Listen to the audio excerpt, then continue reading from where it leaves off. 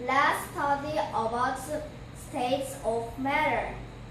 This is solid. They are hard. We can hold them with our hands. We can see them with our eyes. This is liquid. We can't hold them. Liquid flow.